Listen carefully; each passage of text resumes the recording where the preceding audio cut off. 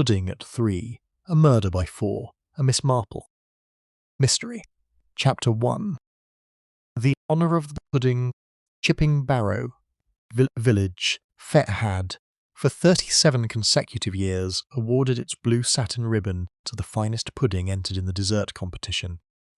And for 37 consecutive years, without a single exception, that ribbon had gone home with Mrs. Winifred Bale of Hawthorne Cottage. This was not a matter of particular pride to Mrs. Bale, who accepted the honour each year with the mild satisfaction of a woman collecting her morning post. It was simply a fact, like the direction of the prevailing wind or the reliability of the church clock. The fete of August 1952 was held on a Saturday, the 16th, under a sky of that particular English blue which arrives only twice a year and is always mildly surprising when it does. Bunting in red, white and cream had been strung between the oak trees along the village green, and the trestle tables were laid with extraordinary care by the Women's Institute, whose members had been in competitive preparation since May. There were jams and jellies and preserves. There were 3 categories of cake. There were embroidered items. There were vegetables of improbable dimension. And there was, centrally placed on the longest table beneath a hand-lettered banner, the dessert competition. Mrs. Bale arrived at 20 minutes past 11, carrying her entry. A steamed treacle sponge of architectural precision, in a covered dish that her late husband had bought for her in Salisbury in 1931. She was 62, broad-shouldered, grey-haired in a decisive way, and wore the expression of a person who has nothing particular to prove. She had entered the competition this year, as she entered it every year. Not because she needed the ribbon, but because not entering would have felt like surrendering to an argument she had never had. Beside her, at the adjoining trestle, was Mrs. Harriet Flood. Mrs. Flood was 51, narrow-faced, with dark eyes that moved quickly, and a manner of speaking that always suggested she was correcting something, even when she was not. She had entered the dessert competition for the first time 4 years ago, in 1948, when she had moved to Chipping Barrow following her husband Roland's appointment as manager of Barrow and Sons Timber Merchants. She had submitted, that first year, a lemon syllabub of undeniable elegance. She had come second. She had come second again in 1949, 1950 and 1951. Each year she had improved her entry. Each year Mrs. Bale's ribbon had gone to the same cream-coloured dish. The village understood this dynamic in the way that English villages understand most things. Completely, in detail, and without ever discussing it directly. Baker's wife, Mrs. Trent, had once said to her sister that the whole business was like watching 2 people play chess, when only one of them knew the game had started. Sister had agreed, and neither had said another word on the subject. Miss Jane Marple had arrived at the fete at 10:30 before the official opening, because she had promised to help Mrs.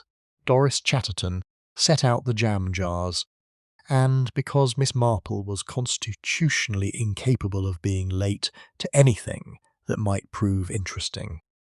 She was a small woman of 70, with white hair pinned neatly beneath a straw hat, and eyes of a faded blue that gave no indication of the precision with which they observed. She had brought her knitting. She always brought her knitting, and had settled herself on a canvas chair at the edge of the green, where she could see the dessert table, the entrance gate, and the car park simultaneously. She had, over the years, developed a comprehensive understanding of the fate's social architecture. Who stood near whom, who avoided whom, who smiled at whom, while thinking the opposite.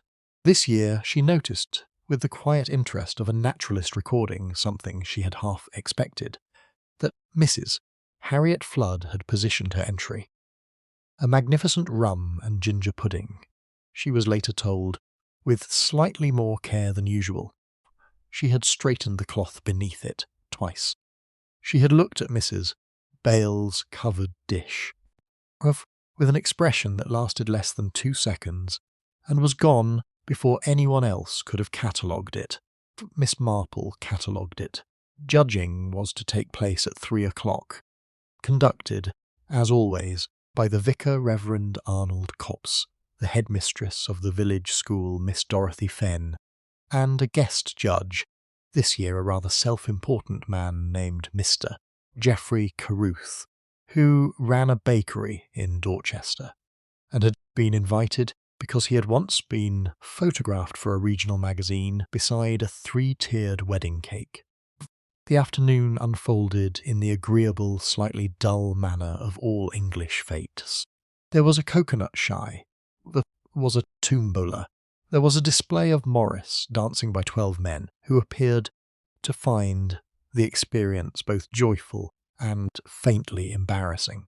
Children ran between the tables of eating ice cream with the single-minded focus of children who know their parents are distracted. The brass band played 3 songs that nobody recognised and one that everybody did. At 2:15, Mrs. Winifred Bale was found by her daughter, Mrs. Patricia Corbin, collapsed behind the far row of trestle tables, half concealed by the tablecloth that had been knocked sideways when she fell. Patricia's scream was the kind that stops all movement, not merely nearby movement, but the whole field of activity, as though someone had lifted the needle from a gramophone record. By the time Dr. Henry Moss reached her, Winifred Bale was dead. Miss Marple was perhaps 30 feet away when it happened. She did not rush. She rose from her canvas chair, set her knitting in the seat as a marker, and walked with unhurried purpose toward the gathering crowd. By the time she arrived, she could see Patricia Corbin kneeling beside her mother. Dr. Moss already crouching and feeling for a pulse he had already not found, and the Reverend Copse standing uselessly, with his hands clasped, reciting something under his breath that might have been a prayer, or might have been the day's schedule. The covered dish that Mrs. Bale had carried from Hawthorne Cottage was sitting precisely where she had placed it, undisturbed, beside the competition table. Its lid was in place. Nothing at first glance appeared to have been touched. Miss Marple looked at the dish. She looked at the position of the body.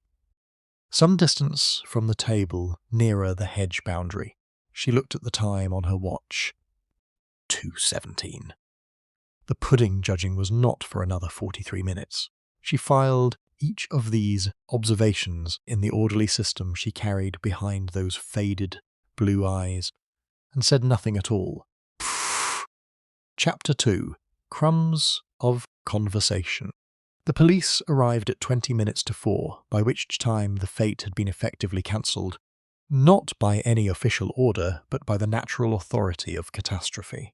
Stalls had gone unmanned, bunting hung ignored, and the dessert table had been quietly cordoned off by 2 of the younger men of the village using rope borrowed from the coconut shy. Detective Inspector Arthur Doyle of the Dorchester Constabulary was a compact man of 45, with the manner of someone who had seen a great deal of human inconvenience and had organised it over time into a system of categories. He arrived with a sergeant named Pollock, who was young and thorough, and wrote things down with unusual speed. Inspector Doyle surveyed the scene, spoke briefly to Dr. Moss, examined the body with careful professionalism, and then addressed the assembled villagers with the air of a man who has a precise quantity of patience and intends to allocate it fairly. "Nobody leaves the village green until we've taken names and statements," he said. "Those of you who were nearest the dessert tables, I'll need you specifically. Miss Marple, seated again in her canvas chair with her knitting retrieved and resumed, observed the process with quiet attention. Inspector Doyle was efficient, host. He was also, she thought, a man who moved toward the most obvious answer with the efficiency of someone who has found that this approach generally works, was a reasonable method. It was, in her experience, occasionally wrong. The conversation around her was considerable. Chipping Barrow was not a large village, perhaps 320 souls, and the death of its most decorated pudding maker at her own competition was an event of such improbable, dramatic richness that no one present could resist processing it aloud. Heart, obviously, said Mr. Ronald Trent, the baker, to nobody in particular. She was 62 and not a small woman, the heat today as well. She wasn't troubled by heat, said his wife firmly. She'd worked summers in that kitchen for 40 years. A woman who could stand over a steamer in August doesn't collapse from a bit of sunshine. All the same, Heart. Roland Flood found her, did you know? For Patricia. He says she was already on the ground when he came round that side of the table. Looking for a dropped napkin, he said. What napkin a man needs at a village fete, I couldn't. Miss Marple's needles paused for a fraction of a second at this, then continued. Harriet Flood hasn't said a word since it happened, offered Mrs. Doris Chatterton, who sold the jams and considered herself a careful observer of human nature, standing there like a post. Didn't cry, didn't speak. Is that natural, do you think? Some people go quiet with shock, said her companion, a thin woman called Mrs. Apsley. She didn't look shocked. She looked, I don't know. Waiting, Miss Marple looked across the green. Mrs. Harriet Flood was standing near the entrance to the car park, her arms folded, her gaze directed at the middle distance. Her husband Roland stood beside her, a large, ruddy-faced man who gave the impression of occupying slightly more space than was strictly necessary. He was speaking to her in a low voice. She was not responding. Patricia Corbin, Winifred's daughter, had been taken to the vicarage by Mrs. Copps with tea and sympathy. She was 34. A slightly anxious woman who had always seemed to Miss Marple as if she were perpetually waiting for something unpleasant to happen. The death of her mother had not, therefore, entirely surprised the emotional landscape she occupied, though it had evidently devastated it. A younger man had arrived shortly after the police. A man of perhaps 28, dark-haired, with the look of someone who has been summoned from somewhere he would rather have remained. This was, Miss Marple was told by Mrs. Chatterton, Martin Bale, Winifred's grandson, who rented a room above the ironmonger's shop on the far side of the village. He had apparently been at the fete earlier, and had left before the incident. He stood now at the periphery of the police proceedings, with an expression, that Miss Marple found more interesting than his physical distance from them suggested. She finished the row she was knitting and turned the work over in her lap. Host. There was a question that nobody had yet asked aloud, though she suspected it was forming in the mind of Dr. Moss, because he was a careful man with a methodical way of looking at things twice. The question was simple enough. Winifred Bale had been in good health. Her daughter had mentioned this to Inspector Doyle in a brief, stifled exchange that Miss Marple had been close enough to hear. Heart condition. No known ailments. Had attended the surgery only 3 months ago for a routine matter. Dr. Moss had confirmed it. Woman in good health, in familiar surroundings, on a mild afternoon, does not simply fall down and die. Miss Marple watched the covered pudding dish sitting in its cordon space, and thought about timing, about a pudding that had been brought from home, about who had stood near the table between 11:20 and 2:15, about the fact that the judging at which everyone would have eaten the pudding, had been scheduled for 3 o'clock. She thought about the fact that Mrs. Bale had died at approximately 2:17, which was, give or take, a few minutes, 3/4 of an hour before the judging. She knitted one more row, and then, in the pleasant voice of a woman with nothing on her mind, said to Mrs. Chatterton, "I wonder, did Mrs. Bale eat anything this afternoon? Before she was found?" Mrs. Chatterton blinked. I suppose she might have done. There was food at the stalls." "The dessert competition entries," said Miss Marple thoughtfully. "Course, the competitors would taste their own entries before submitting them. To make sure everything was right, I always check my jams before I enter them." "Well, yes, I should think." "Yes," said Miss Marple. "I should think so too." Chapter 3. The Recipe for Suspicion. By the following Monday, the word poison had not yet been spoken officially, but it had established itself in the village's communal imagination, with the persistence of a rumour that suspects it is correct. Dr. Moss had requested a post-mortem, which was unusual enough in a woman of 62 who had collapsed at a public event to confirm, in most minds, that something was amiss. Pudding dish had been taken by Sergeant Pollock as part of the evidence collection, wrapped in cloth and placed in the police vehicle with the careful handling of something that might matter. Inspector Doyle had returned on Sunday and again on Monday, and was making it clear, through the mechanism of repeated visits to Hawthorne Cottage and the Flood household, that his investigation was organised around a particular axis. He had spoken to Patricia Corbin for 2 hours on Sunday afternoon. He had spoken to Mrs. Flood for 40 minutes on Monday morning. The arithmetic of these conversations was not lost on the village. Miss Marple, who had taken to walking past Hawthorne Cottage at the hour when the milkman made his rounds. She had always been an early riser, she explained to anyone who asked, had formed the impression that Inspector Doyle had settled with commendable speed on Mrs. Harriet Flood as the person most likely to have interfered with the pudding.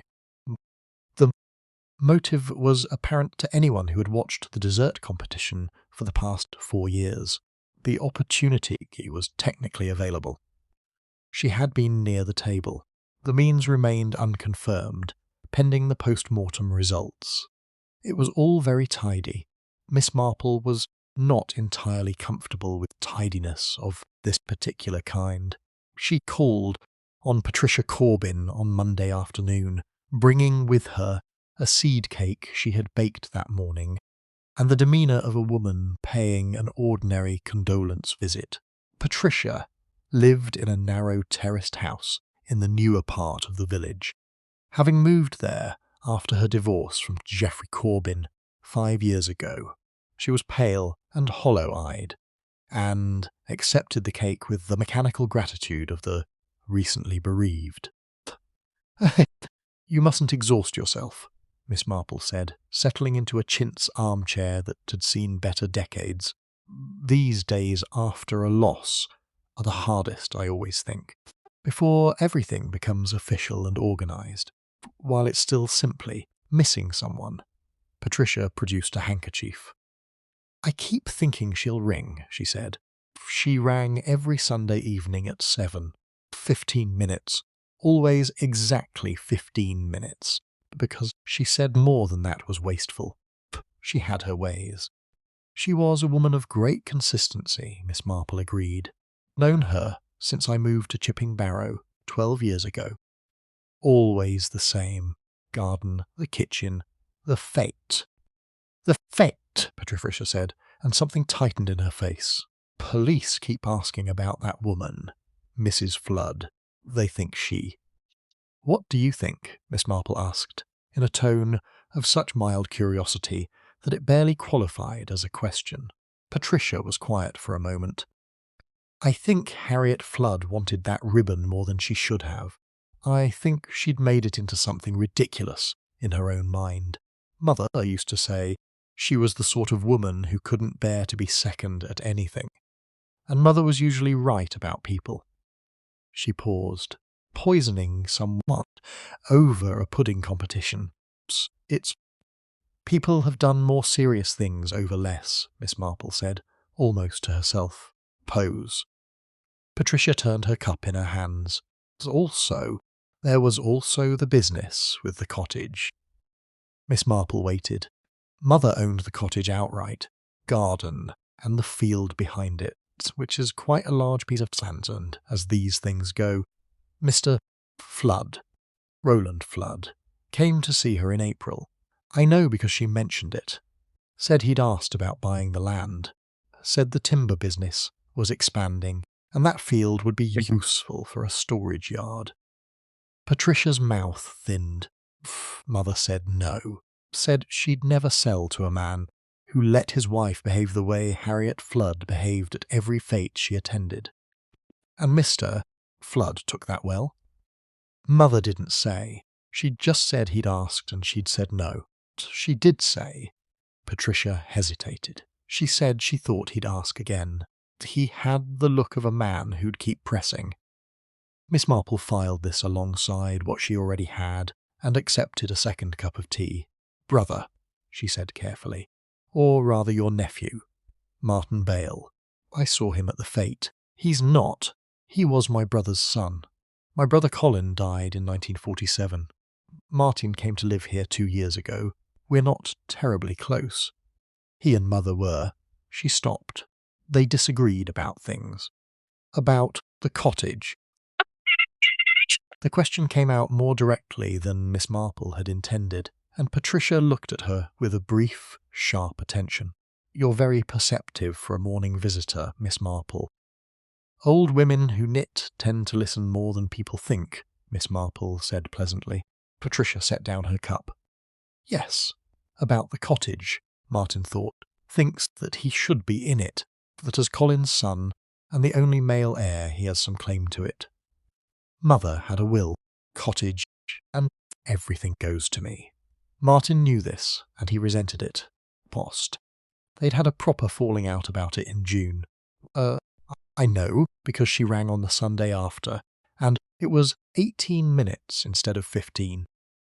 Miss Marple absorbed this with the stillness of someone hearing a familiar piece of music played in a new key. A host. She stayed another 20 minutes, spoke of the garden and of the summer, and of the ladies' circle at the church, and left Patricia to her grief with the seed cake and a squeeze of the hand.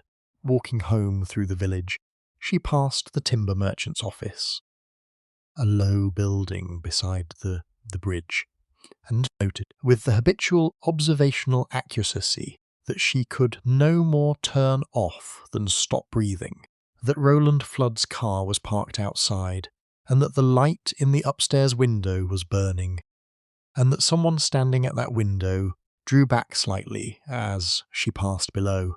She did not look up. She walked on, she thought, with the particular quality of certainty that had never once in 70 years arrived without foundation, that she needed to know considerably more about the field behind Hawthorne Cottage before she made up her mind about anything. Chapter 4. A coat, too, neatly hung. The post-mortem results were communicated to Inspector Doyle on the Wednesday, and by Thursday afternoon the word that the village had been carefully not quite saying for 5 days was finally in the open: digitalis. Specifically, an overdose of digitalis glycoside, sufficient to cause cardiac arrest in a person not already under treatment for a heart condition. Quantities involved were not accidental. The most probable vehicle of administration. This was the phrase Dr. Alderton of the County Pathologist Office used in his report, was food recently consumed consistent with the contents of the stomach.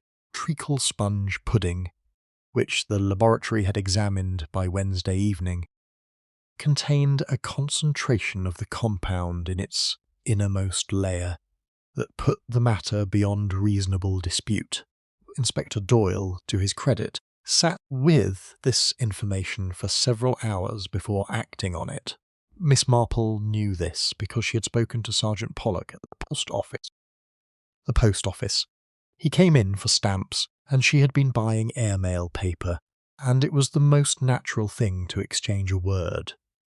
And Pollock was, for all his efficiency, a young man who found the company of a white-haired elderly woman entirely unthreatening, and spoke with the mild openness of someone who sees no risk in the conversation. "He's thorough, is the inspector," Pollock said, with the loyalty of someone who has worked for a man long enough to know his faults, and chosen to protect them anyway. "He doesn't rush." "No," said Miss Marple. "That's reassuring. Rushing is such a danger in these matters. One can be so easily pointed in one direction when the interesting question is actually in another." Pollock looked at her with a trace of the suspicion that younger people sometimes directed at her, a suspicion that she appeared harmless but might not be, and then smiled. "Quite," he said, and took his stamps.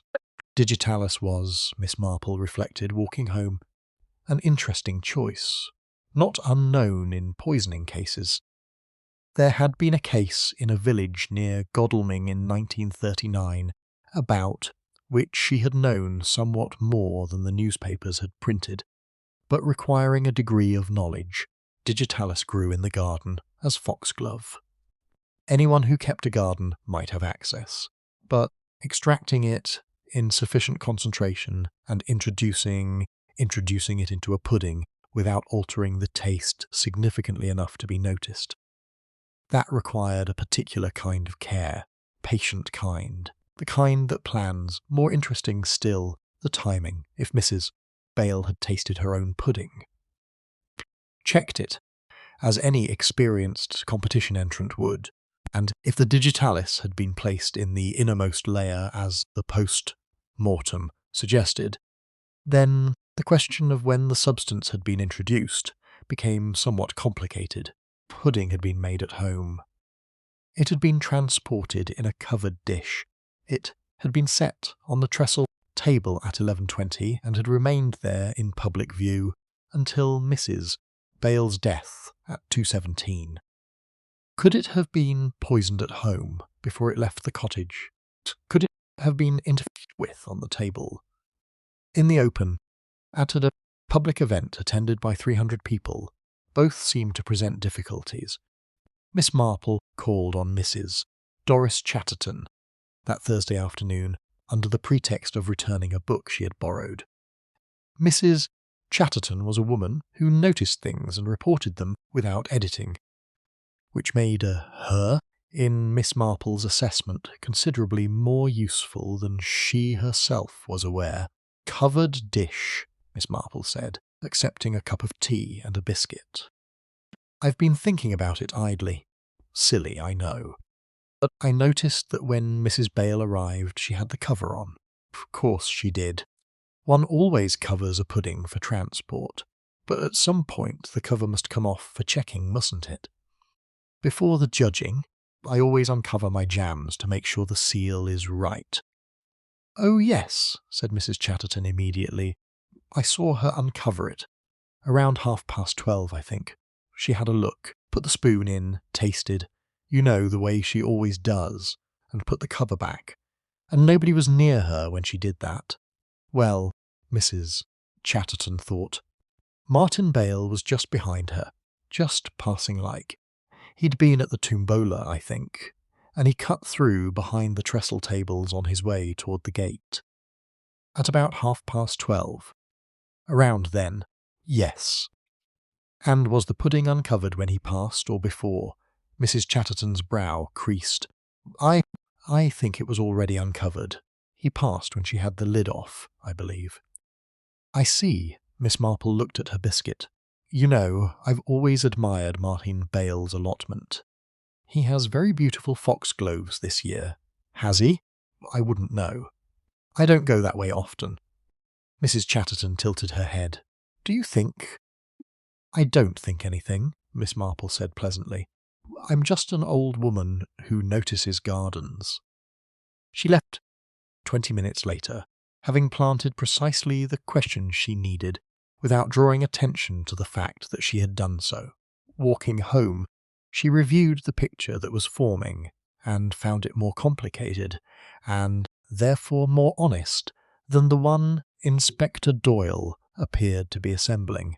Were, by her count, at least 3 people in Chipping Barrow with a reason to want Winifred Bale dead. One of them had been standing near a covered pudding dish at approximately the right time. One of them had been in conversation with the dead woman about a piece of land worth a great deal of money, and one of them, the most obvious one, had the most obvious motive, and had been, according to every account she had gathered, nowhere near the pudding dish at the critical time. That last detail was the one Inspector Doyle had not yet had occasion to find troubling. Miss Marple found it very troubling indeed. Chapter 5. What the postmistress heard Mrs. Vera Pound had been postmistress of Chipping Barrow for 19 years, and occupied in the village's information economy a position of extraordinary privilege.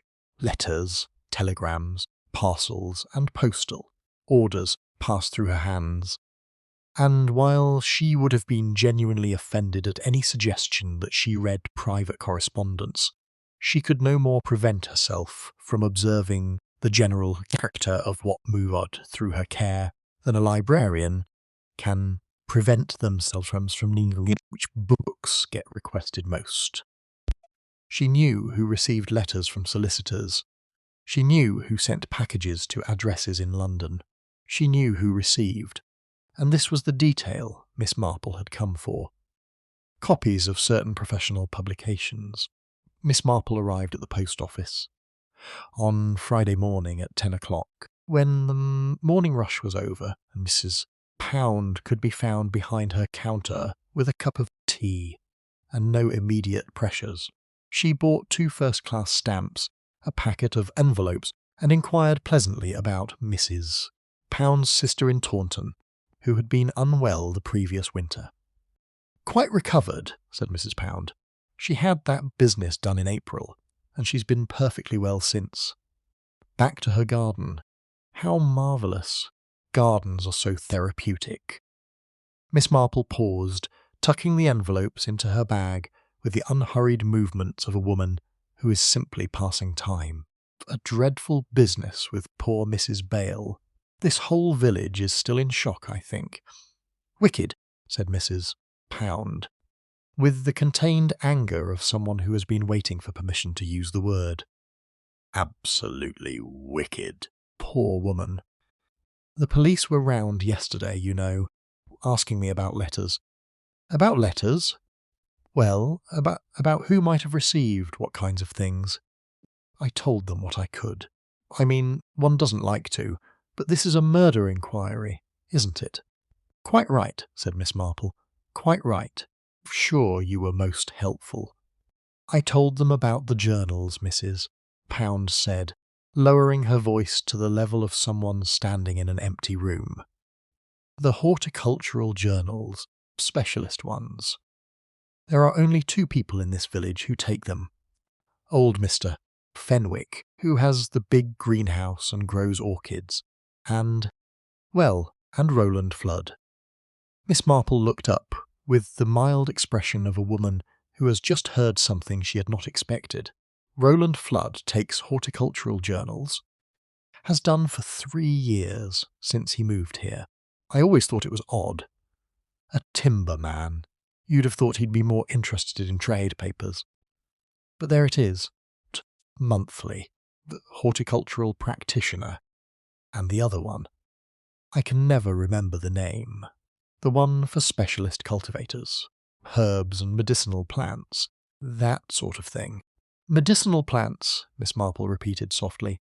"Yes, he collects them personally.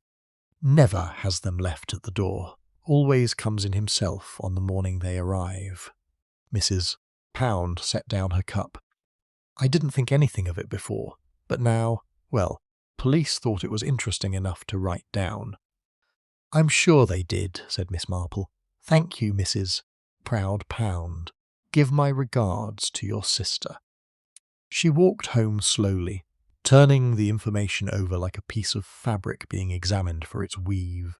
Roland Flood, then, a man who collected personally, deliberately, not by delivery, journals dealing with medicinal plants.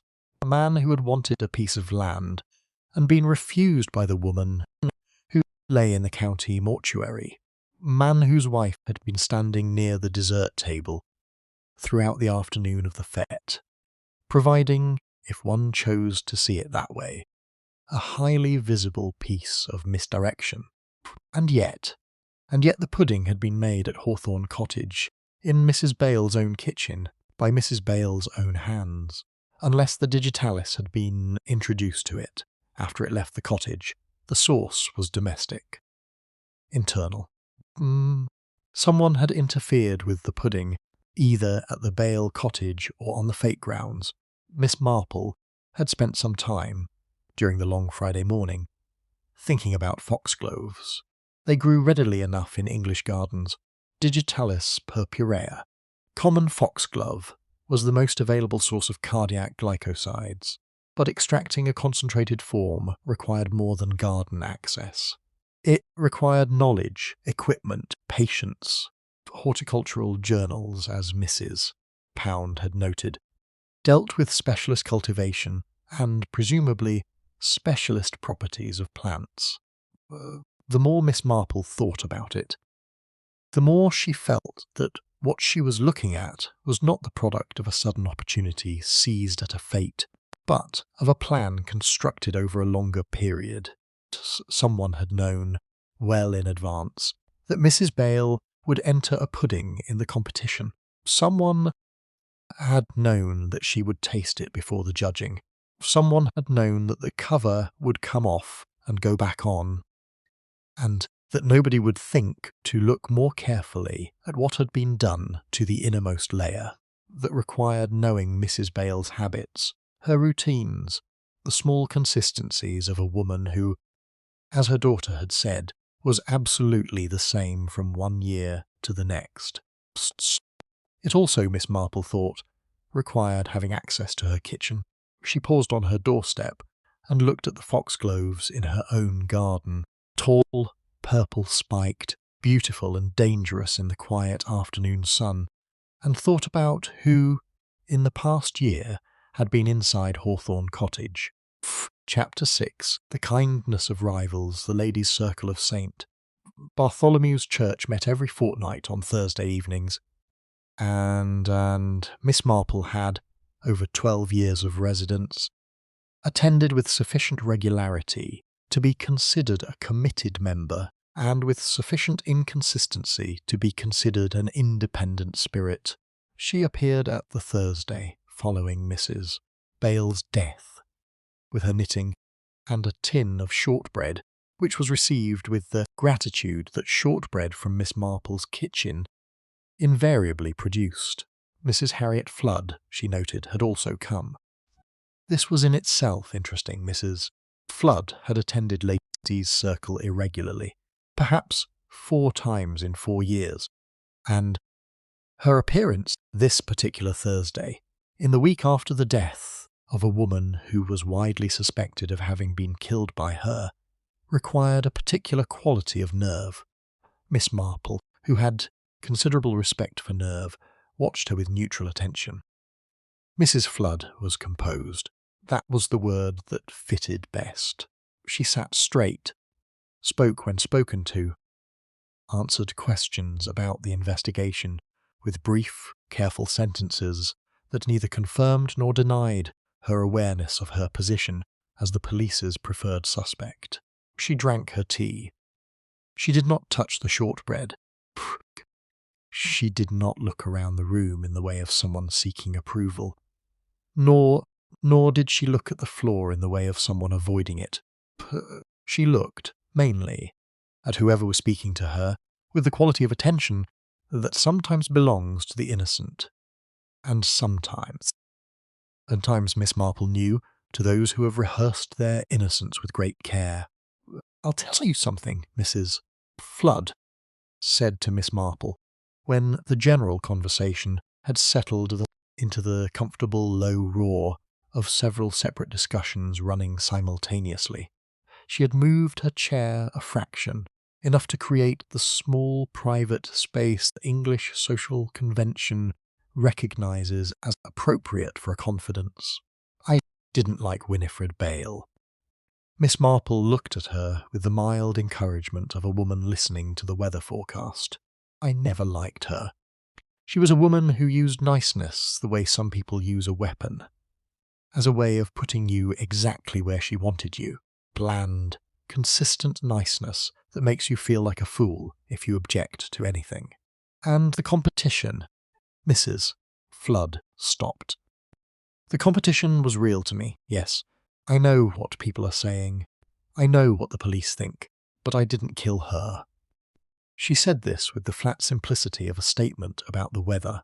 It was on the far side of the green, from 12:30 onwards.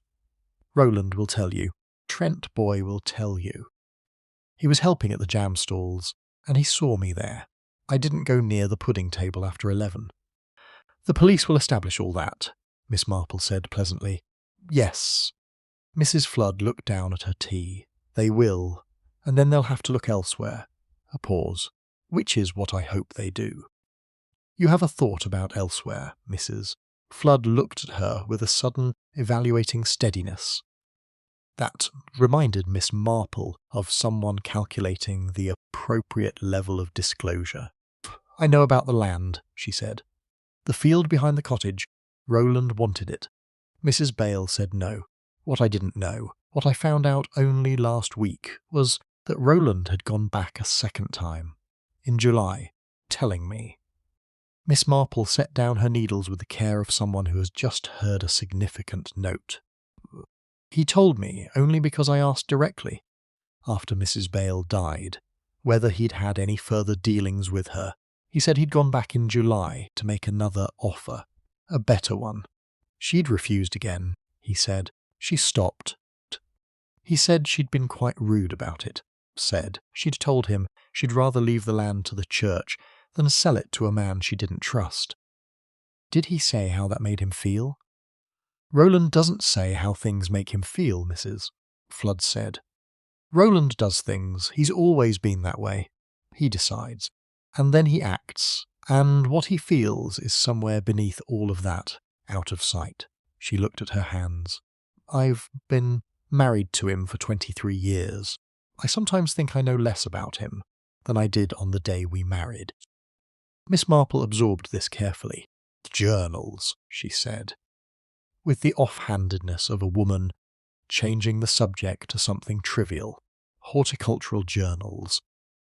I noticed them at your house once, on the hall table, when I came for the church collection. Does your husband garden much?" Something shifted in Mrs. Flood's expression. Something small and quick, like a fish turning in dark water. "He has a hobby, plants. He's always had it. He grew up in the country, Somerset, and his father had a herb garden. He knows a great deal about plants that most people don't know about." She paused. "I used to think it was charming." She said nothing more. The conversation moved, as conversations at ladies' circle always did, back into the general current of the room. But Miss Marple sat for the remainder of the evening with the sense of a picture that had acquired in the past hour both the additional detail and additional complication. Harriet Flood was not a woman easily frightened, and yet she had come to ladies' circle, an event she almost never attended, and had found, within 30 minutes, a way to sit beside the one woman in Chipping Barrow who had a reputation, however understated, and largely ignored, for understanding the kind of situation that currently surrounded them all. She had not asked for help. She had not, precisely, offered information. She had done something subtler. She had opened a door to a room and stood aside, leaving it to Miss Marple to decide whether to walk through. Miss Marple walked home in the August dusk and found herself thinking about what it means when the most obvious suspect is also the person most actively pointing at the actual murderer. Oast. It was the kind of thought that kept a person's needles moving through the night. Chapter 7. Inspector Doyle's Certainty. On the Friday of the following week, 10 days after Winifred Bale's death, Inspector Doyle called at Miss Marple's cottage on Maple Lane for what he described as an informal word, bars. This was the kind of visit that Miss Marple received, occasionally, generally from police inspectors, who had heard something about her and were not sure whether to take it seriously, but had decided, precautionary measure, to assess it in person. Inspector Doyle was the 5th such officer to call on her in 12 years. She had found over time that the ones who arrived with the least certainty in their expression were the most useful to talk to. Inspector Doyle arrived looking quite certain, which she noted without concern. She made tea. He declined a biscuit and sat in the armchair across from her with his notebook open on his knee, a gesture that seemed partly professional and partly a way of occupying his hands. Mrs. Harriet Flood, he said, without preliminary, attended the same ladies' circle meeting as her last Thursday. I attend every Thursday, Miss Marple said, and yes, she was there. Unusual as you may have been told, she doesn't come often. Did she say anything that struck you as significant? Miss Marple considered. She said she didn't like Mrs. Bale, she said, which I thought was honest of her, given the circumstances. Honest or a strategy? In my experience, inspector, honesty and strategy are not mutually exclusive. One can say something true for reasons that are entirely self-interested. She smiled at him. But I expect you know that. Doyle looked at her with that evaluating quality she had noticed in him before. You've made some inquiries of your own, he said. Don't deny it. I've had reports from 3 separate people in this village about questions you've been asking. Postmistress, Mrs. Chatterton, Mrs. Corbin. I'm an old woman, Miss Marple said with complete equanimity. Old women ask questions. We don't have much else to do. I was curious about poor Mrs. Bale, that's all. And what has your curiosity concluded? She met his eyes. He was, she thought, a man of genuine intelligence, operating under a slight disadvantage, which was that he had found a satisfying explanation early, and was now, with the best intentions, looking for confirmation rather than information. It was a very human error. She had made it herself once or twice, many years ago. Think, she said carefully, that the competition motive is real. Mrs. Flood did resent Mrs. Bale. That's not a fabrication. But resentment over a pudding ribbon seems to me an insufficient engine for murder. People nurse resentments for years and never act on them. Combined with opportunity. Does she have opportunity? Spoken to Mrs. Chatterton, who was near the dessert table for most of the afternoon. She says Mrs. Flood was on the far side of the green from 12:30. Critical window, if the poisoning occurred at the fete, would be from when the cover came off the pudding, which was around 12:30. Doyle frowned. Or the pudding was poisoned before it left the cottage. At home, in which case the on-site timeline is irrelevant. Yes, Miss Marple agreed, but in that case, we need to know who had access to Hawthorne Cottage, and when, and that's a different set of questions. We're examining that. Of course, she folded her hands. I expect you're also examining the matter of the field behind the cottage. Something moved in Doyle's face, a small surprise, quickly controlled. You know about that. Patricia Corbin told me about it. She had no reason not to. She doesn't appear to realise its significance. The land is worth, I understand, somewhere in the region of £12,000 to £15,000 as a commercial yard. Mrs. Bale refused to sell. Twice. She looked at him. Roland Flood's second visit was in July. Mrs. Bale died in August. The timing has a kind of uncomfortable geometry, I find. Inspector Doyle was quiet for a moment. Roland Flood has an alibi for the fate, he said at last. Multiple witnesses place him at the car park area and the beer tent from shortly after noon. He didn't go near the dessert tables. No, said Miss Marple. Didn't think he would have done. Doyle looked at her sharply. You think it was done before the fate at the cottage? I think, Miss Marple said, that whoever did this knew Mrs. Bale's habits very well, and knew that she would taste the pudding herself before the judging, and knew precisely where to place the substance, so that it would be found in the innermost layer and consumed in the tasting rather than waiting for the official judging, where others would eat it too, and the outcome would be unpredictable. She paused. That's a very particular kind of knowledge, very careful kind of plan. Inspector Doyle did not write in his notebook during this speech. He looked at her instead, with the expression of a man who is reconsidering the degree to which he is certain about something. Miss Marple thought this was probably progress. I'll have another word with the Flood household, he said, rising, specifically about any connection they might have had with the Bale cottage. There is one other thing, Miss Marple said. Martin Bale, the grandson. He was near the dessert table at 12:30. Mrs. Chatterton saw him pass behind the trestle. At approximately the moment Mrs. Bale was uncovering her pudding. We're aware of Martin Bale, Doyle said, with the slightly stiff precision of a man who wishes to convey that he has not, in fact, overlooked something. He's been spoken to. I'm sure he has, Miss Marple said pleasantly. More tea before you go. Chapter 8. The wrong kind of grief. Martin Bale was not by any reasonable measurement grieving. This was the observation that had lodged itself in Miss Marple's mind since the afternoon of the fete, when she had watched him standing at the edge of the proceedings with that expression she had catalogued and not yet fully defined. She had seen grief of many varieties over 70 years, the loud kind that fills rooms, the silent kind that empties them, the complicated kind that doesn't know what to do with itself. Martin Bale's expression at the fete had not belonged to any of these categories.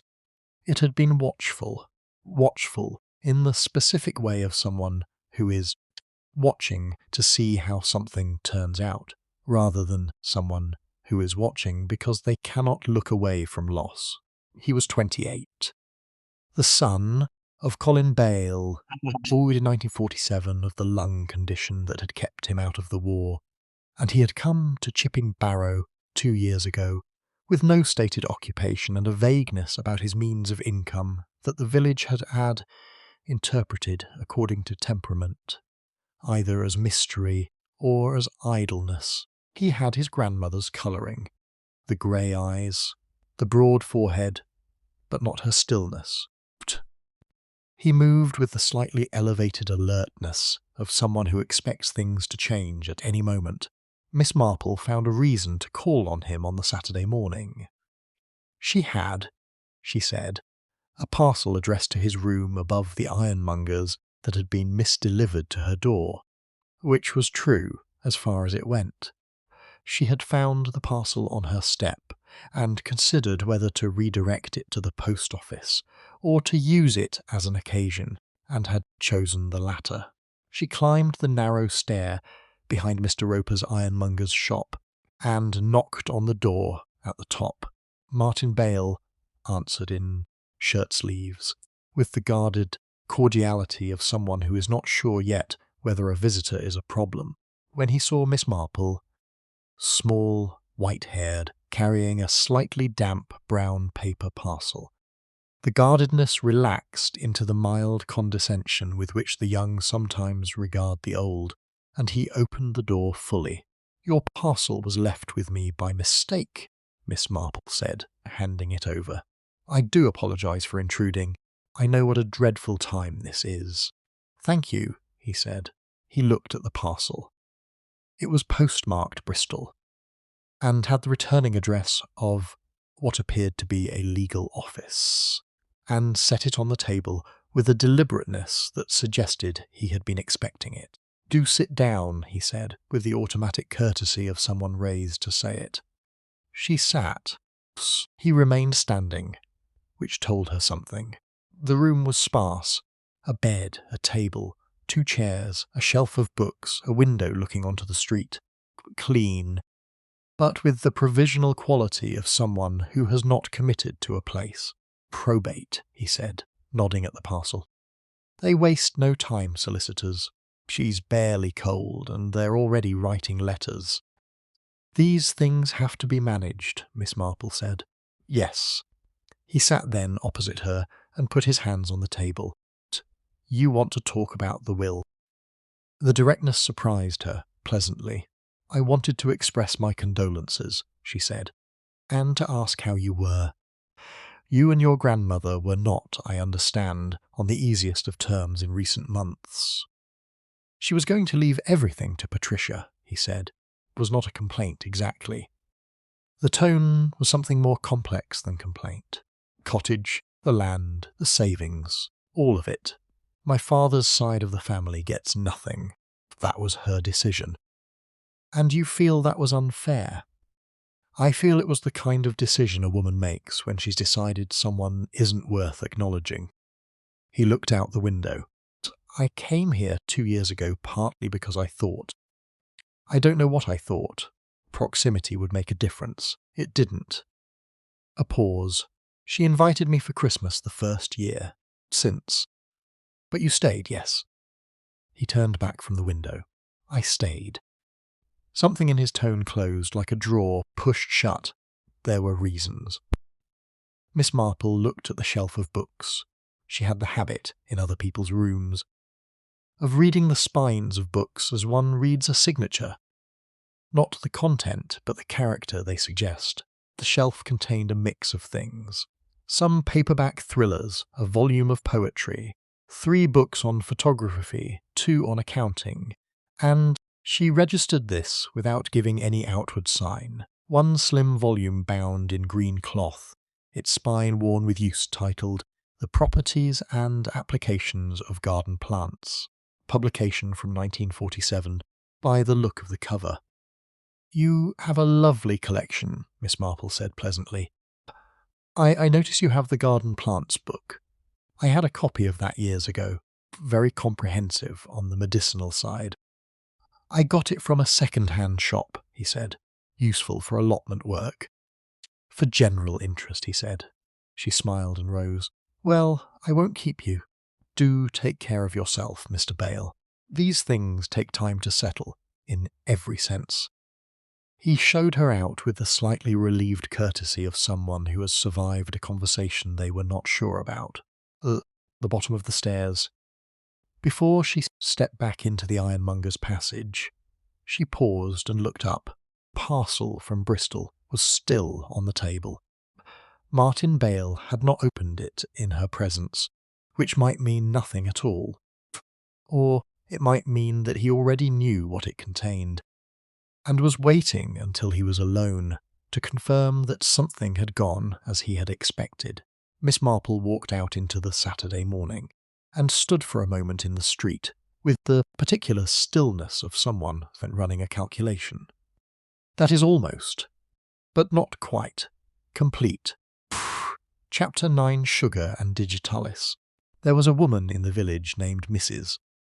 Agnes Pell, who had for 9 years been employed as a cleaning woman by various households in Chipping Barrow, including, until 3 months previously, Hawthorne Cottage. Miss Marple had known Mrs. Pell by sight and by reputation for years. She was competent, reliable, discreet, in the way that people who work in other people's houses must be discreet, and she lived with her daughter in a council house near the primary school. She was 60, with the worn, steady manner of someone who has worked physically all her life without complaint. and she attended church reliably. It was at church, on the Sunday of the second week after the murder, that Miss Marple contrived to sit beside her, not obtrusively. The pew she chose was simply one that had space, and that happened to be where Mrs. Pell always sat. They exchanged the usual pre-service murmurings, and afterward, in the yard, while the congregation dispersed with the slow social pleasure of Sunday, Miss Marple mentioned Mrs. Bale. "I cleaned for her for 6 years," Mrs. Pell said. Her voice was steady, but her eyes showed the redness of someone who has been crying privately. Tuesday and Friday. She was a fair employer. Not warm, exactly, but fair. You knew where you stood. "It's a great loss," Miss Marple said, "especially when you knew the house so well, all its routines." "Every corner," said Mrs. Pell, with the proprietorial sadness of domestic workers everywhere. She had her ways, everything in its place. The kitchen, especially. She didn't like things moved. I always put them back exactly. She'd notice if you didn't. "The kitchen," Miss Marple said. "Course." The pudding would have been made there, the week of the fete. She always made it the day before, didn't she? To give it time to settle. "Wednesday afternoon," Mrs. Pell confirmed. "Always. I wasn't there Wednesday. I cleaned Tuesdays, so I didn't see the making of it this year." "But you cleaned the kitchen on Tuesday, the day before she made the pudding." "Yes, and everything was as usual, Mrs." Pell paused, with the look of someone who is not sure whether a memory is important enough to mention. "There was one thing," she said slowly. "Not Tuesday. It was the previous Friday, the Friday before, cleaning the pantry, and I noticed. It was probably nothing. Someone had moved the treacle tin. She kept it on the second shelf, always. It was on the bottom shelf. I put it back. Didn't think anything of it at the time." Miss Marple looked at her with the patient expression of a woman, hearing exactly what she had been hoping to hear. Had Mrs. Bale anyone visit that week? Anyone who might have been in the kitchen? "She had her grandson on the Wednesday of the week before," Mrs. Pell said. "Martin. He came for tea. They had their falling out in June, but she'd asked him to come again in August, trying to make peace, I think. He was in the kitchen with her while she made the tea." A pause. "I know because she mentioned it on the Friday when I was there. Said it hadn't gone well," said Heed. "She used the word pressing, I remember. She said he'd been pressing again about the cottage. And the treacle tin was moved between that Wednesday visit and when you noticed it on the Friday." 2 days after his visit. Yes, Mrs. Parled. Pell looked at her with the grave uncertainty of a woman who is beginning to understand the direction of a conversation. "Don't think. He wouldn't have. I don't know what anyone would or wouldn't do," Miss Marple said gently, "but I think you should tell Inspector Doyle what you've told me. Exactly as you told me. Treacle tin, the dates, and when Martin Bale visited." Mrs. Pell's hand had gone to her mouth. "Treacle sponge," she said.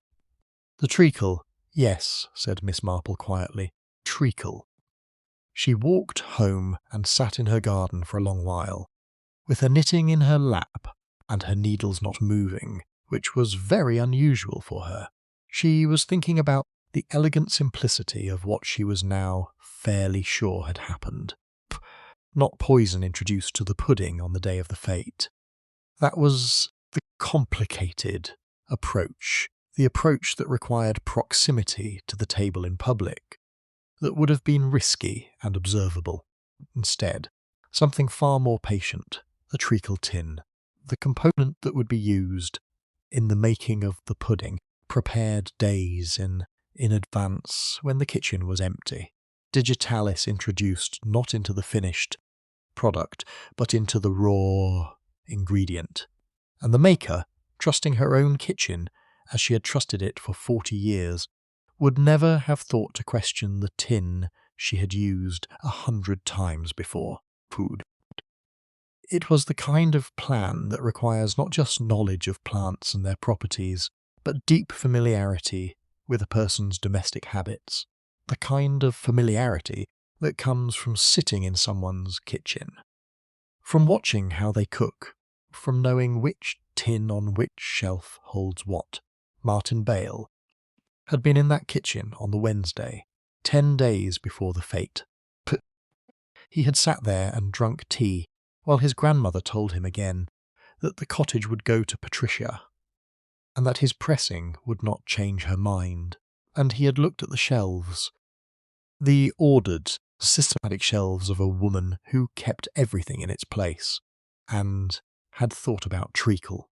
Miss Marple sat in her garden and felt, as she always felt at this point, not satisfaction, but a deep and specific sadness, for the waste of it, for the cold arithmetic of family resentment transformed into action, for a woman who had lived 62, ordered and died, because she had kept her treacle on a particular shelf. She picked up her knitting. There was more to do before she could be sure. Chapter 10. The ledger in the loft Miss Marple had, over decades of patient investigation into the darker corners of human behaviour, developed a private taxonomy of murderers. There were those who acted in heat, impulsive, disorganised, often caught within days. There were those who acted from fear, cornered people who saw no other exit and reached for the most permanent solution, killed. And there were those who acted from what she could only describe as calculation, people who had sat very quietly with a grievance for a long time, until the grievance had fermented into something cold and purposeful. Martin Bale, she believed, belonged to this third category, which meant that he was unlikely to have acted without preparation, and unlikely to have prepared without leaving some trace of that preparation. The question was where to look. She considered the book she had seen on his shelf, the properties and applications of garden plants, and thought about how a man who works from cold calculation uses books. He uses them not casually but specifically. He marks pages. He makes notes. He treats information the way an engineer treats a specification. The book was worn. It had been read more than once. She also considered the parcel from Bristol, a legal firm, arriving the morning after Mrs. Bale's death had become public knowledge. She had not been able to read the address clearly enough to identify the firm, but Bristol suggested someone retained specifically, not the village solicitor who handled ordinary matters, but someone brought in from a distance for purposes that required distance. On Monday afternoon she made, under the guise of returning Mrs. Chatterton's Victoria sponge tin, which had been left at the Ladies' Circle meeting, a detour past the ironmonger's. Mr. Roper was behind his counter and received her with the mild pleasure of a man who finds the arrival of any customer preferable to the quiet of a Monday afternoon. She admired his display of garden tools and mentioned as she was leaving that she understood Martin Bale rented his upstairs room. 2 years he's been here, said Mr. Roper. Quiet enough. Pays on time, which is the main thing. Has his post come here, and his visitors. Visitors? Not many. One regular fellow. Comes down from London every month or so. Professional type. Suit. Briefcase. I always assumed business of some kind. Martin keeps his own affairs very close. A London solicitor, perhaps, Miss Marple said. Not quite asking, Mr. Roper looked thoughtful. Could be. He's been more about lately, these past few months. Miss Marple thanked him for his time and continued toward Mrs. Chatterton's house. The London solicitor had been visiting since before Mrs. Bale's death, for months by Mr. Roper's account, which suggested that Martin's legal preparations had been in progress well before August, which suggested, in turn, that the contest over the estate had been escalating in ways that had not been apparent from the surface of village life. Patricia Corbin, who provided the next piece, without knowing she was providing it. On Tuesday morning, when Miss Marple called with a cutting of lavender and a question about the cottage. "Been up to the cottage," Patricia said.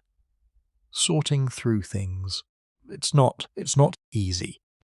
She sat at her kitchen table with the look of someone who has been swimming in paper. "There's so much. Mother kept everything. Bills going back to 1935. All the receipts from the kitchen, all the correspondence. Everything filed." She rubbed her face. "And in the loft, there's a box of things I didn't know about. Letters, mostly. From before. From the war." "Letters from your father?" Miss Marple asked. "From various people. And this is the thing I wanted to ask someone sensible about. There's a ledger." She hesitated. "A financial ledger. Mother's handwriting. Going back to about 1938 or so, keeping track of money. Incoming, outgoing. Ordinary enough, I suppose. Except that there are entries in the last 2 years that I don't quite understand. Small amounts, regularly. Always paid to the same initials, M.B. Miss Marple was very still. "Martin Bale," she said. "That's what I think, yes. Regular payments, about every 2 months. Averaging £30 each time." Patricia looked at her. Was she paying him? Why would she pay him? I thought they were barely speaking." "Yes," said Miss Marple carefully. "I wonder about that too."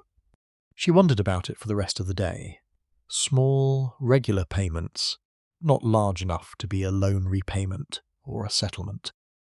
Consistent enough to suggest an ongoing obligation, the word that came to mind, and that she did not say aloud to Patricia, was a word she had hoped not to need in this particular case.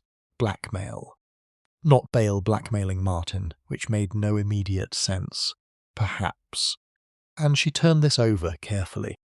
Martin at some point had come across something. Some knowledge.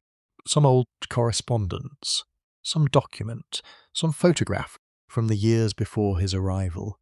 Perhaps from among his dead father's papers. And had used it. Not clumsily, not all at once, but consistently and quietly, in the way of someone who intends to manage a resource rather than exhaust it. And Winifred Bale had paid, and had continued to refuse the cottage, and had, finally, perhaps decided she was done paying. Miss Marple sat with this possibility for a long time, and found that it did not contradict what she already knew. It added to it.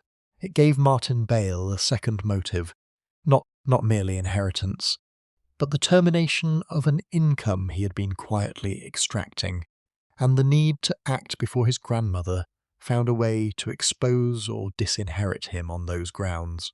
She rang Patricia that evening and told her, with careful gentleness, to bring the ledger to Inspector Doyle at her earliest convenience, and to say nothing about it to anyone else in the meantime. Patricia, to her credit, asked no questions. She said, "All right, Miss Marple," in the voice of someone who has decided to trust a rope they cannot fully see and is going to hold on regardless. Chapter 11. Mrs. Pell's Peculiar Loyalty. The ledger reached Inspector Doyle on Wednesday morning. By Thursday, the payments to M.B. had been traced, not immediately to blackmail, but to an arrangement that the solicitor's preliminary notes described as informal personal assistance. The solicitor in Bristol, contacted by the police on Thursday afternoon, confirmed that Martin Bale had engaged his firm in October 1950, 2 months after arriving in Chipping Barrow to advise on inheritance matters arising from a family dispute. He had visited them 4 times in 2 years. He had, on his most recent visit in July 1952, instructed them to begin formal proceedings to contest the will on the grounds of undue influence. 1. This information arrived at Inspector Doyle's desk at approximately the same time as a second piece of evidence that Mrs. Agnes Pell had, with considerable reluctance, finally decided to bring forward, she came to the police station on Thursday afternoon with the bearing of someone who has spent several days losing an internal argument and has finally, unhappily, surrendered to the winning side. She had not told everything she knew at their earlier conversation. There was. She explained to Sergeant Pollock. She had asked to speak to Sergeant Pollock specifically, finding him easier to face than the inspector. One more thing she had not mentioned because she had been, she said, afraid of causing trouble for a young man who had been, as far as she could see, having a difficult time of it. On the Wednesday morning, the day Martin Bale had come to Hawthorne Cottage for tea, Mrs. Pell had not been at the cottage. This was correct. Her cleaning day was Tuesday, but she had, for entirely unrelated reasons involving a borrowed jam pan, returned to the cottage on Wednesday afternoon, an hour or so after Martin's visit, to return the pan to the pantry herself rather than leaving it on the doorstep. She had her own key. She had used it for 6 years. She had let herself in, put the jam pan away, and was about to leave when she noticed that Martin Bale was still there. Or rather, he had not left by the front way. She could hear him in the kitchen, moving quietly in the way of someone who believes the house to be empty. Mrs. Bale herself was in the garden. Mrs. Pell had seen her from the hall window, trimming the hedge at the back boundary. Proud, she had said nothing. She had stood very still in the passage, uncertain what to do, and watched through the partially open kitchen door as Martin Bale opened the pantry and took the treacle tin from the second shelf. He had done something to it. She could not see clearly. He had his back to the door and replaced it, on the bottom shelf, not the second, which was why she had noticed on Friday that it was wrong. Then he had left, by the back door, through the kitchen garden which came out beside the lane. Mrs. Pell had stood through the passage for several minutes. Then she had gone home and told herself, with the determined irrationality of someone who does not want to know what they know, that she had misunderstood what she had seen. It was innocent. That there would be an explanation. She had told herself this for 2 weeks, with declining success, until the death and the post-mortem and the word digitalis had arrived in the village with all the subtlety of a stone through glass. And the explanation she had been constructing had simply dissolved. "You should have come forward." "Immediately," Sergeant Pollock said, with the restraint of a young man who is suppressing stronger feelings. "I know that," said Mrs. Pell. She did not defend herself further. She sat with her hands in her lap, and her reddened eyes fixed on the table, and looked like what she was. A woman who had made a serious error out of a human instinct, and who was carrying the weight of it with complete honesty, now that carrying it silently was no longer possible. When Miss Marple heard about Mrs.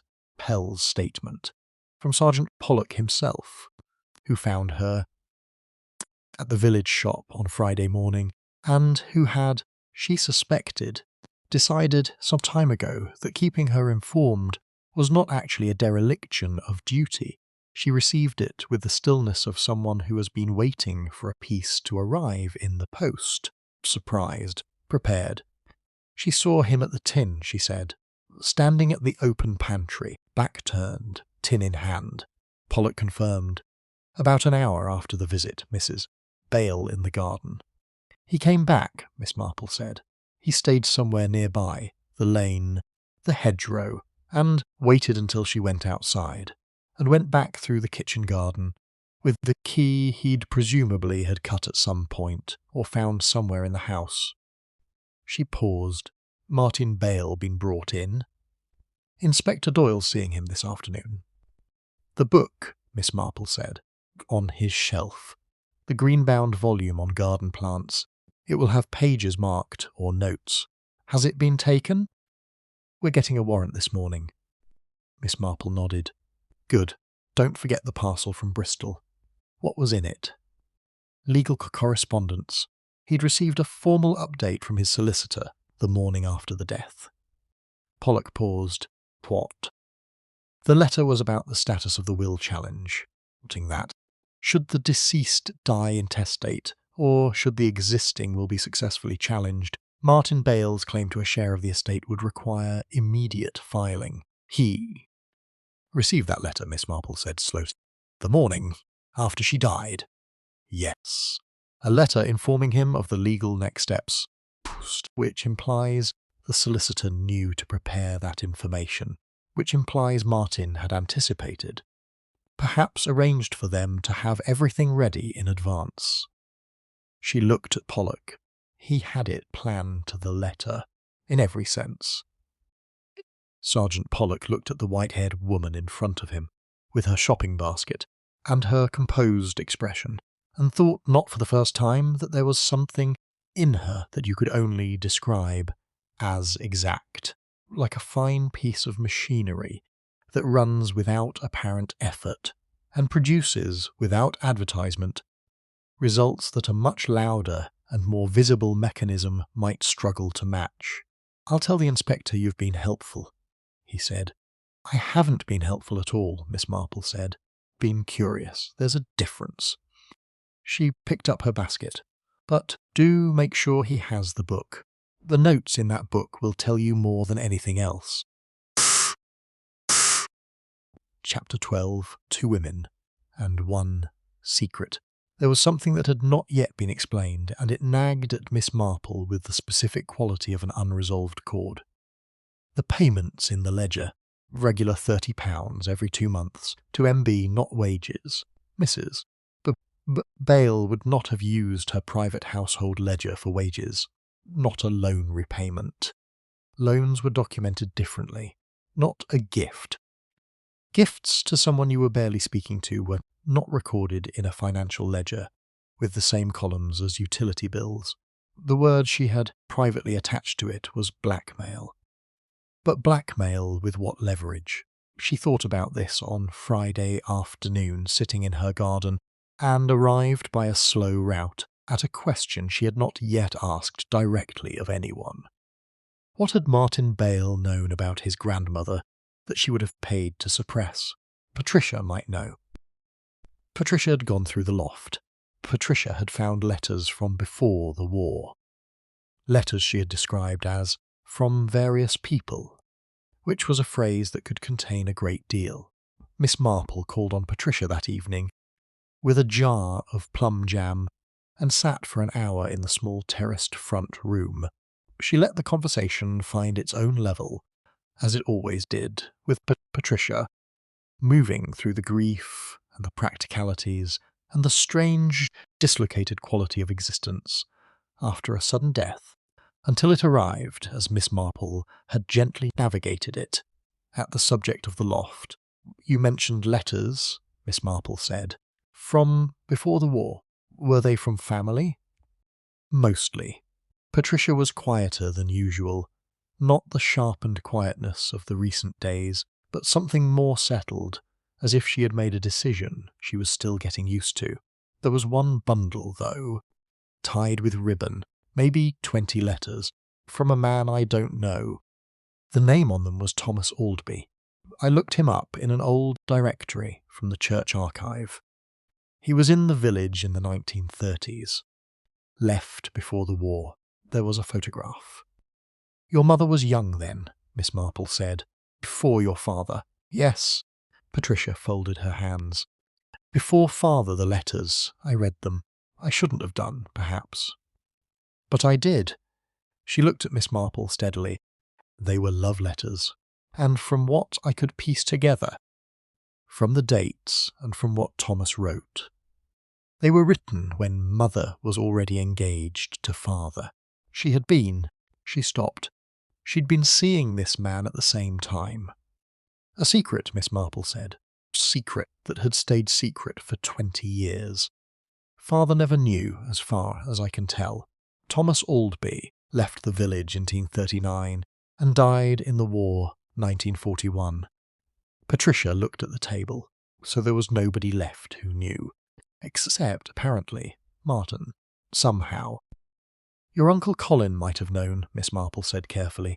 Brothers sometimes know things about sisters that nobody else does, and Martin was Colin's son. Colin had kept something. Letters, perhaps, that Thomas Aldby had sent to him, or something he had witnessed. And if Martin had found it among his father's things after Colin died in 1947, then he came to Chipping Barrow 2 years later with something to hold over her, Patricia said. The sentence was flat and unemotional, the way people speak when they have been sitting with an unbearable thing for long enough that the emotional temperature has equalized, and she paid, rather than have father's memory disturbed, or the village knowing, rather than have me know. They sat together for a moment in the quiet of the room. She refused to sell the land, Miss Marple said. She refused to change the will. She kept paying the blackmail. But she would not give him the larger thing. And eventually, he decided, Patricia said, that dead she was more useful than alive. The words came out with the precision of someone who has stopped protecting themselves from an ugly truth. The estate goes through probate. His will challenge has a chance. Small, but a chance. Blackmail income ends, but the legal claim begins. She looked at Miss Marple. Is that what you think? Yes, said Miss Marple. I think that is almost exactly what happened. Patricia was quiet for a long moment. Outside, a car passed on the village lane. A dog barked twice, then stopped. I want to ask you something, Patricia said, and I want you to answer me honestly. Of course. Did my mother know at the end? Do you think she suspected what he'd done? What he might do? Miss Marple thought about the woman she had known for 12 years, about the consistency and the order, and the reliable 15-minute phone calls, about someone who had lived with a secret for 20 years, and had been paying to keep it for 2, and who refused, despite everything, to give way on the things that mattered. I think, she said carefully, that your mother was a woman who did not frighten easily. I think she may have had some suspicion, but I also think she trusted her own kitchen and her own habits, and perhaps didn't believe that someone would act with quite that degree of cold calculation against a member of their own family. She paused. People who are consistent themselves often underestimate the depth of inconsistency in others. Patricia nodded. Then, without warning, she began to cry. Not the distracted, halting grief of the previous days, but something deeper and more specific, the grief of someone who has understood a thing completely and is crying for all of it at once. The mother she had lost, the secret she had not known, the awful loneliness of a woman who had carried 2 different silences for 20 years and died with both of them intact. Miss Marple sat beside her and said nothing, which was the correct thing to do. Chapter 13. Miss Marple Takes Tea. On Saturday morning, 17 days after the death of Winifred Bale, Miss Marple did something she had been considering for 3 days. She sent a note to Martin Bale's room above the ironmonger's, asking if he would like to come for tea at 4 o'clock. The note was handwritten, on her best cream paper, in the fine, steady hand she had used all her life. It said simply, Dear Mr. Bale, I have been thinking of you during this difficult time and wondered if you might care to take tea with me on Saturday afternoon at 4 o'clock. I find that company helps in times of family distress. Yours, J. Marple. It was, on its face, exactly what it appeared to be. An elderly lady's kindness toward a bereaved young man. There was nothing in it to put anyone on guard. He came. She had half expected him not to.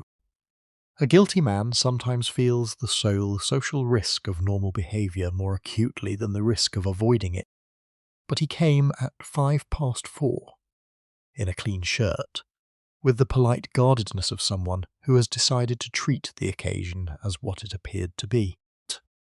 He brought, because someone had apparently told him it was the thing to do, a small packet of biscuits, which he offered with a slight awkwardness that she found humanly specific in a way that saddened her. She had laid the table with care. Her best china, the blue and white pattern she had had since 1931, a proper cake stand with scones and clotted cream, and a fruit cake she had made that morning. The room was warm with afternoon light, and her garden was visible through the open window, the foxgloves particularly apparent today, rising purple and tall against the stone wall at the back. He noticed the foxgloves. She saw him notice them. A person with nothing on their conscience would have admired them or ignored them. Martin Bale looked at them for a fraction of a second, with an attention that was not admiration, and was not casual, and then looked away. She poured tea. They spoke of the village, of the police inquiry in the detached way of two people who are both aware that the subject is unavoidable and are therefore addressing it by agreement, at a safe distance. He said. The inspector had spoken to him twice. He said he expected there would be a third time. Okay. He said this with the careful steadiness of someone who has rehearsed the manner of an innocent person and is now deploying it. It's a strange thing, Miss Marple said, passing him a scone. To be the person who discovers they have less than they expected. I knew a young man in St. Mary Mead, years ago now, who found himself in rather the same position as you, with a family estate. He'd assumed certain things. The assumptions turned out to be wrong. It made him very bitter. I'm not bitter, Martin said. No, she agreed pleasantly. You seem very composed, in fact. Paused. More composed than most people in your position would be, I think. Losing a grandmother in these circumstances, with all the uncertainty of an ongoing police inquiry. Most people would find it quite destabilizing. I'm the sort of person who manages, he said. Something in the phrase.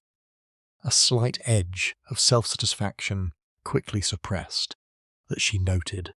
You always have been, I expect, she said. Even after your father died, you managed then. And when you came here, not knowing anyone, starting over, that takes a particular quality of resolution. She looked at him with the mild, transparent openness of a woman who intends only to compliment. Your grandmother used to say, she mentioned you once or twice to me, that you were persistent.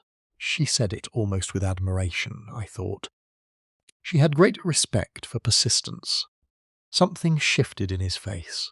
The mention of his grandmother's words, the specific quality of she said, produced a response that he controlled quickly, but not quite quickly enough. Not grief, not guilt, something more precise. The reaction of someone who has heard a fact they cannot verify, and are calculating, awaiting the significance of their inability to verify it. She said that, he asked. I believe so, though I may be misremembering. Miss Marple took a sip of tea. At my age, one does sometimes confuse conversations. She spoke of you, though, I'm quite sure of that. Connection with the cottage. The cottage, he said. His voice was flat. Yes. She said something. And do correct me if I have it wrong, about having made arrangements to do with the field behind the cottage. Particularly, having made arrangements that would settle the question permanently, she said. I remember thinking it was an oddly final way to put it. She set down her cup. Did she tell you about those arrangements? Before she died. The silence that followed was only about 4 seconds long. 4 seconds, in Miss Marple's experience, is a great deal of time for a person who is thinking very quickly about something. She didn't say anything about arrangements to me, he said. His voice was even. His hands on the teacup were quite still. Too still, she thought, the stillness of conscious control rather than natural calm. How odd, Miss Marple said. Perhaps it will come out in the probate. These things generally do. She smiled at him. More cake. He stayed another 30 minutes. He was, she gave him that, extremely controlled. He ate his cake. He asked about her garden. He expressed, with appropriate measure, his hope that the police would reach a conclusion soon. He was, throughout, performing, with considerable skill, the part of a young man who had nothing to fear from an old woman's tea table, but he had shown her, in those 4 seconds, everything she needed to see.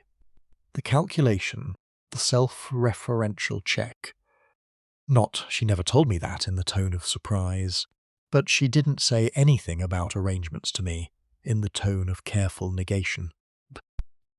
He hadn't thought about what Mrs. Bale might have said to others.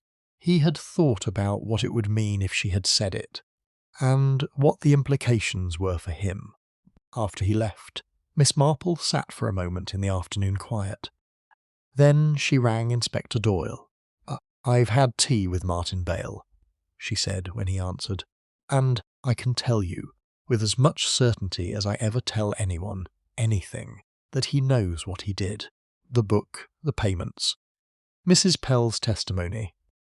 I think you have more than enough to bring him in formally, and when you do, when he's sitting in a room with the evidence laid in front of him, I believe he'll confess." "What makes you say that?" Doyle asked. "Because he is the kind of person who planned this very carefully," she said. "And people who plan carefully, in my experience, have also planned what to do when they are caught. They have a next move, confession, with mitigating circumstances.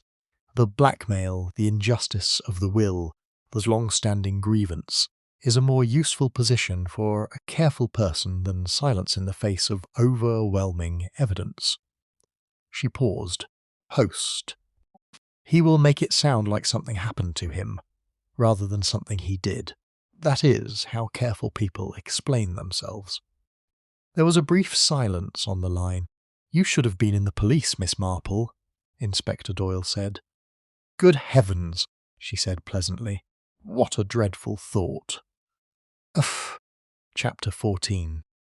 The confession of Small Things Martin Bale was arrested on Monday morning, 3 weeks and 2 days after Winifred Bale's death.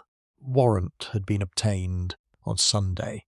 The search of his room, conducted the previous day with the green-clothed book as its primary focus, had produced what Sergeant Pollock in his note to Miss Marple.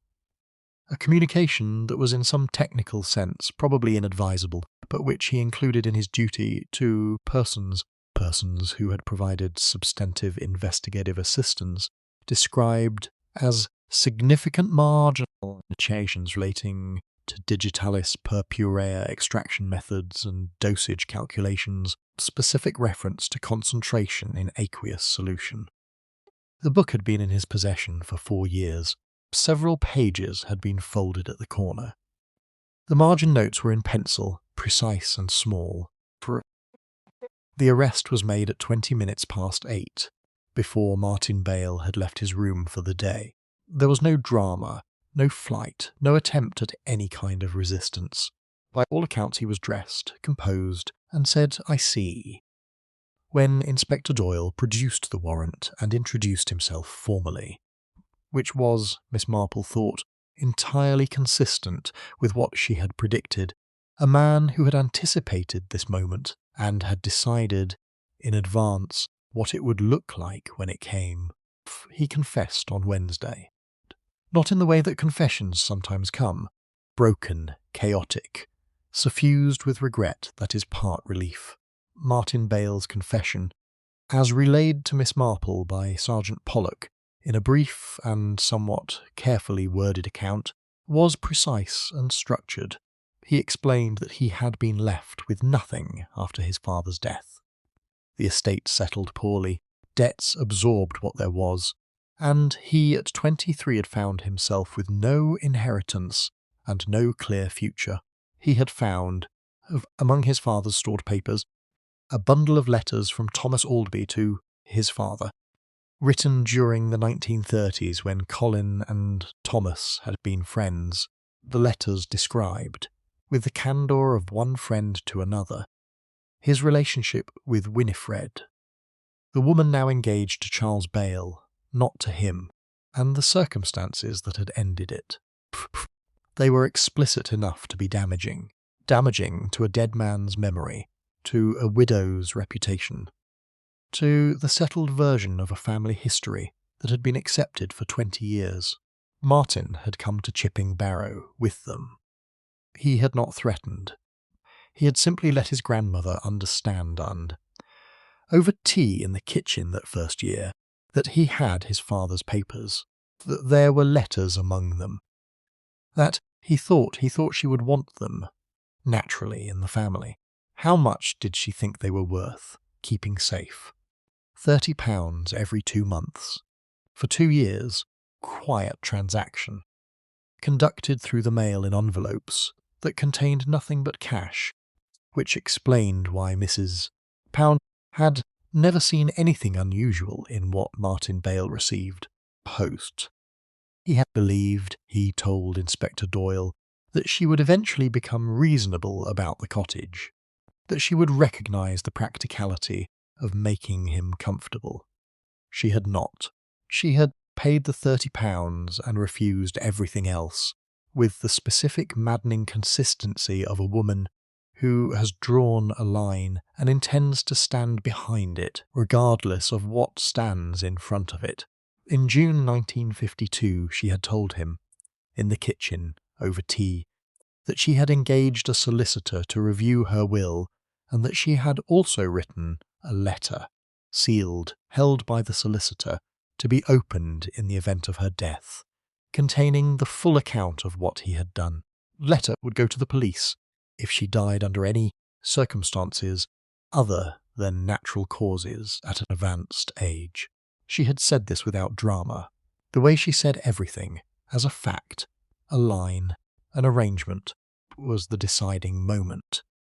Martin had told Inspector Doyle. Not the money, not even the cottage. It was the letter. She had closed every door. The letter, it emerged, had indeed been lodged with her solicitor in July, arrived at the Dorchester police station on the Friday following his arrest, delivered by a solicitor's clerk, with the resigned manner of someone fulfilling a duty they had hoped would never be necessary.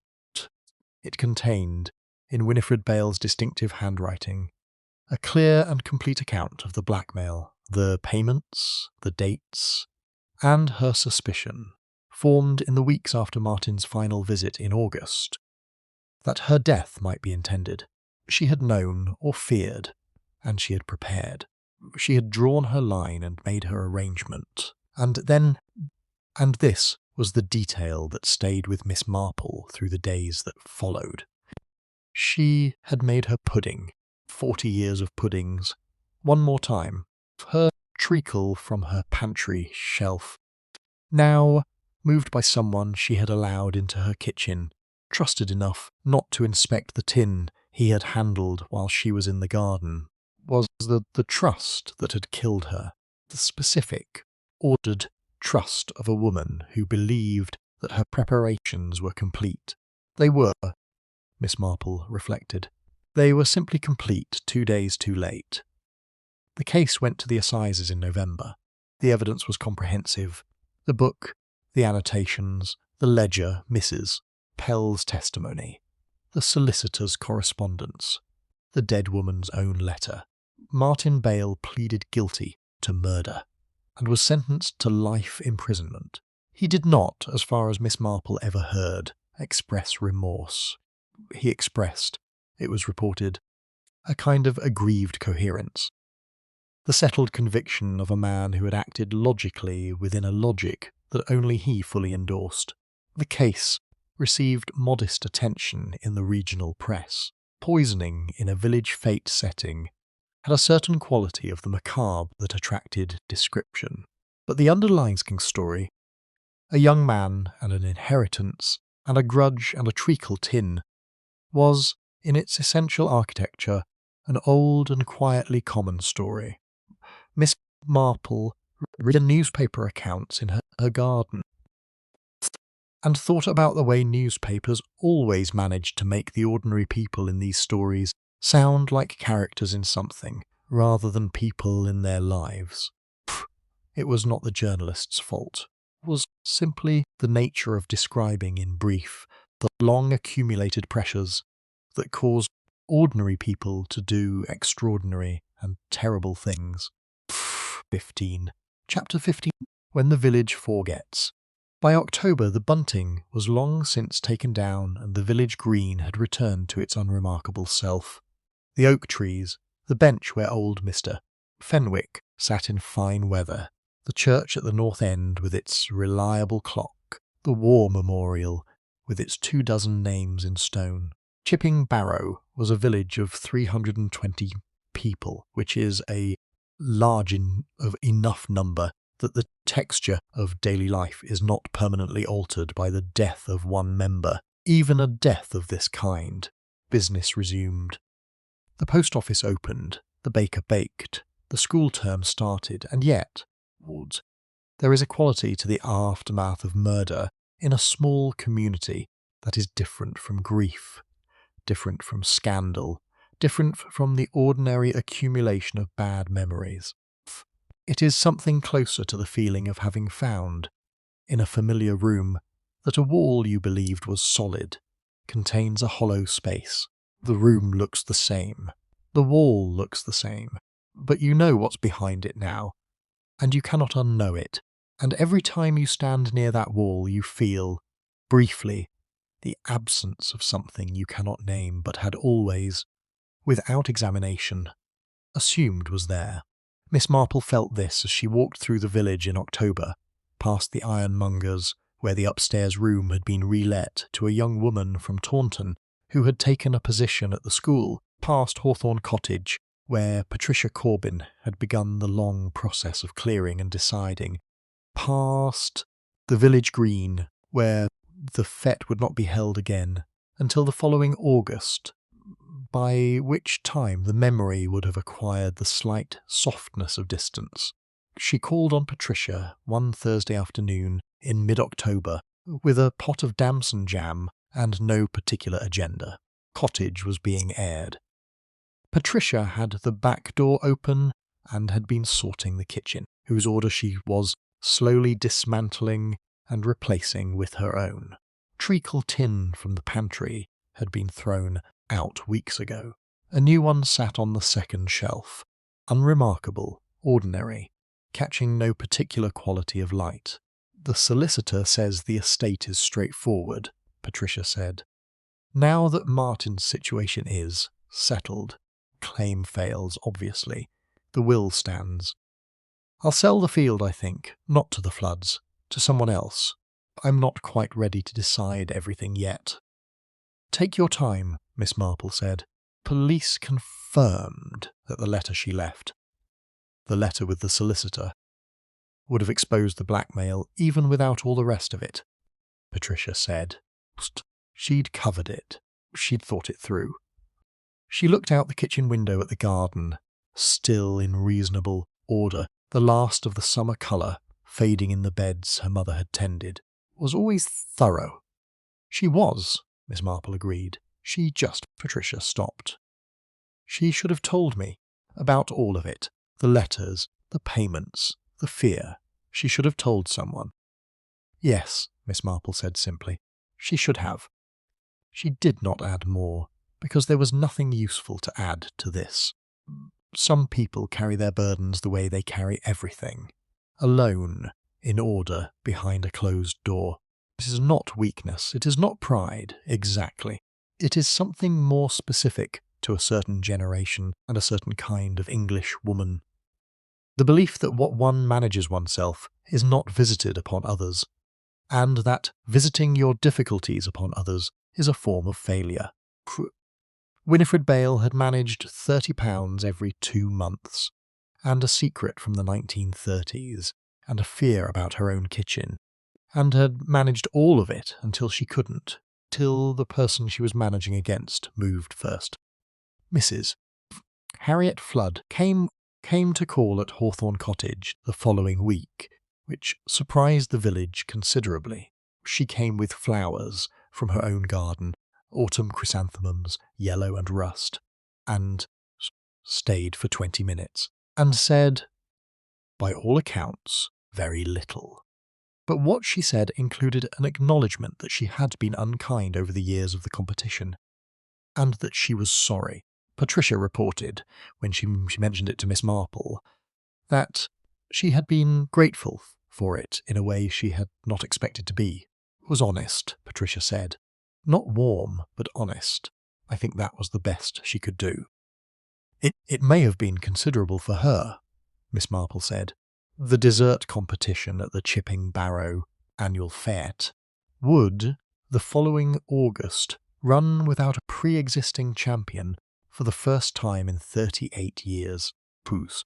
This was noted by the organising committee with the particular delicacy with which the Women's Institute notes everything that is both true and unpleasant, which is to say, fully in writing, in the minutes, and then never spoken of again. Miss Marple entered her blackcurrant jam in the preserves category. It won a commendation. She sat in her canvas chair on the edge of the green in the August of 1953, with her knitting and her straw hat and her view of the entrance gate and the car park and the dessert table, and watched the familiar machinery of the fete turning in the familiar afternoon sunlight, and thought, as she thought, with varying degrees of application most of the time, about the nature of the small things that determine large outcomes. Treacle tin on the second shelf, the letters in a dead man's box, £30 that a proud woman paid every 2 months, rather than let her husband's memory be disturbed, even after her husband himself was 20 years gone. The 4 seconds of silence over a teacup that told her everything she needed to know. People were, she reflected, entirely consistent, which was both their greatest vulnerability and their greatest gift. Consistent in their virtues. Winifred Bale's thoroughness, Patricia's loyalty, Agnes Pell's ultimate honesty. Consistent in their weaknesses. Martin's cold arithmetic, his inability to see his grandmother as a person rather than an obstacle, his confidence in his own planning up to and including the moment the plan had simply run out of road. She had once told a young police inspector, a man named Clitheron, who had come to her cottage in St. Mary Mead in 1945 and gone away looking thoughtful, that she thought of every person she met as a collection of habits. Character, exactly. Habits. The things people do regularly without thinking because it is simply how they are. The murderer's habit was usually somewhere in there. The habit of the treacle tin moved to the wrong shelf. The habit of journals collected in person rather than by delivery. The habit of a 4-second silence that reveals a specific calculation rather than a natural response. The victim's habit was usually there too, the habits of the people around them who could have said something and did not. She knitted a row. Fate moved through its afternoon. Bunting moved slightly in a breeze that carried the smell of cut grass, and something sweet from the refreshments table. A small girl of about 7 ran past her chair, paused, looked at the knitting with the frank interest of a child who has not yet learned to pretend that people in chairs are not there, and said, "What are you making?" "A cardigan," Miss Marple said. "For who?" "For myself. I get cold in the evenings." The girl considered this. "My Nan gets cold in the evenings too," she said, with the gravity of one making a significant philosophical observation. Then she was gone, absorbed back into the general motion of children at a summer fete. Miss Marple watched the dessert table, where a woman in a green coat was arranging her entry, with the careful proprietary attention of someone who believes this year that she has a reasonable chance. She had, Miss Marple thought, looking at the entry, a steamed sponge of evident ambition, set in a covered dish that caught the light. An excellent chance. The afternoon continued. The brass band played. Someone won the tombola. Village turned, as it always had and always would, in its small, careful orbit, carrying within it, as all villages do, its complete map of human nature. The kindness and the smallness, the loyalty and the resentment, the long memories and the longer silences, the things people do for love, and the things they do for land, and the things they do, most often, for both at once, proportions that they would never honestly declare even to themselves. Miss Marple finished her row, put her needles together, looked at the village green for a long moment, with the eyes of someone who has seen it all before.